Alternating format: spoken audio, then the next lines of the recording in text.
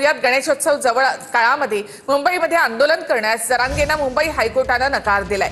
मुंबईमधल्या आझाद मैदानावर जरांगे यांना आंदोलन करता येणार नाही असं मुंबई हायकोर्टाने म्हटलेलं आहे।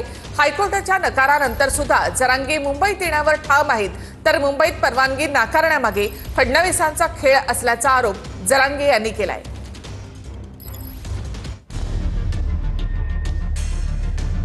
गणेशोत्सव काळात मुंबईत आंदोलन करण्यास मनोज जरांगेंना हायकोर्टाने स्पष्ट नकार दिलाय। मुंबईतल्या आझाद मैदानावर जरांगेंना आंदोलन करता येणार नाही असं मुंबई हायकोर्टाने म्हटलंय। मुंबई हायकोर्ट नेमकं काय म्हणालंय पाहूया। गणेशोत्सवात मुंबईत रहदारीचा प्रश्न निर्माण होऊ नये म्हणून मुंबईत आंदोलनास नकार। नवी मुंबईत खारघर किंवा इतर ठिकाणी सरकार परवानगी देऊ शकतं, हायकोर्टाचं मत। सार्वजनिक ठिकाणी अनिश्चित काळासाठी बंदी घालता येणार नाही हा मुद्दा लक्षात घ्या, हायकोर्टाचं म्हणणं। अधिकाऱ्यांच्या पूर्व परवानगीशिवाय निदर्शनं करता येणार नाहीत, हायकोर्टाकडून स्पष्ट। मुंबई हायकोर्टानं स्पष्ट नकार दिला असला तरी मनोज जरांगे पाटील मात्र मुंबईत जाऊन आंदोलन करण्यावर ठाम आहेत।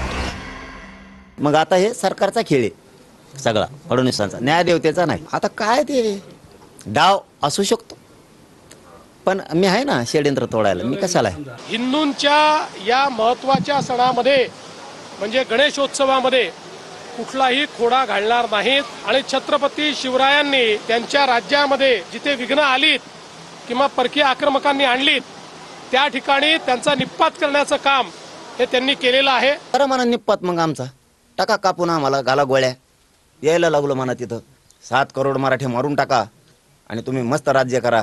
वारे शब्दन वारे नियत, म्हणजे आमचा निपात करायचा आणि तुम्हाला जगायचं नाही। मग मला सांगा, मान्य न्यायदेवता जर तसं म्हणते खारघर या ठिकाणी आम्हाला परवानगी देता येते किंवा नवी मुंबई या ठिकाणी परवानगी देता येते, आझाद मैदानावरती काय प्रॉब्लेम आहे? आझाद मैदानावरती अडचण काय? जेव्हा मी मुख्यमंत्री होतो त्यावेळेस मी स्वतः त्यांना भेटलो जाऊन। मराठा समाजाला न्याय देण्यासाठी ते झगडत होते, झगडतायत, भांडतायत, आंदोलन करतायत आणि या गणपती काळातल्या आंदोलनाबद्दल त्यांनी पुनर्विचार केला पाहिजे।